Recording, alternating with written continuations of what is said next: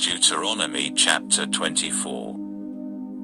Suppose a man marries a woman and consummates the marriage, but later finds her displeasing, because he has found her offensive in some respect.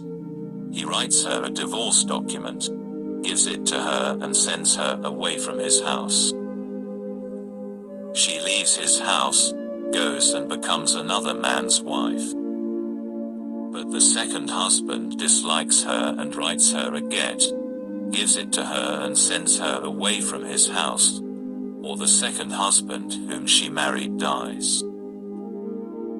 In such a case her first husband, who sent her away, may not take her again as his wife, because she is now defiled.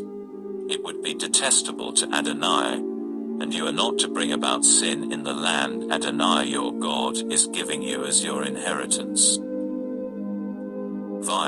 If a man has recently married his wife, he is not to be subject to military service. He is to be free of external obligations and left at home for 1 year to make his new wife happy. No one may take a mill or even an upper millstone as collateral for a loan, because that would be taking as collateral the debtor's very means of sustenance. If a man kidnaps any of his brothers, fellow members of the community of Israel, and makes him his slave or sells him, that kidnapper must die. In this way you will put an end to such wickedness among you. When there is an outbreak of tzara'at, be careful to observe and do just what the Kohanim, who are Leviim, teach you.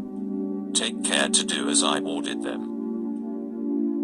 Remember what Adonai your God did to Miriam on the road after you left Egypt.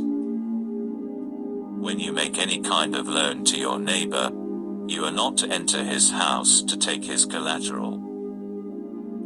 You must stand outside, and the borrower will bring the collateral outside to you. If he is poor, you are not to go to bed with what he gave as collateral in your possession. Rather, you must restore the pledged item at sunset.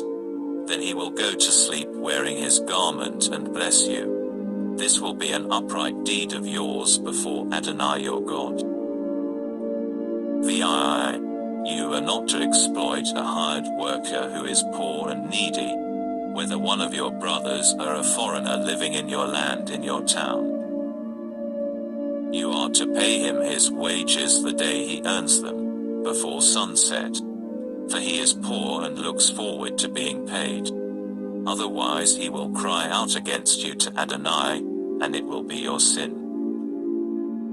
Fathers are not to be executed for the children, nor are children to be executed for the fathers.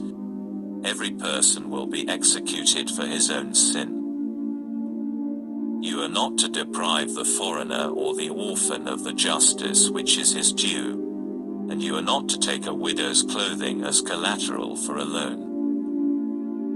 Rather, remember that you were a slave in Egypt, and Adonai your God redeemed you from there. That is why I am ordering you to do this. When harvesting the grain in your field, if you forgot a sheaf of grain there, you are not to go back and get it. It will remain there for the foreigner, the orphan and the widow, so that Adonai your God will bless you in all the work you do. When you beat your olive tree, you are not to go back over the branches again.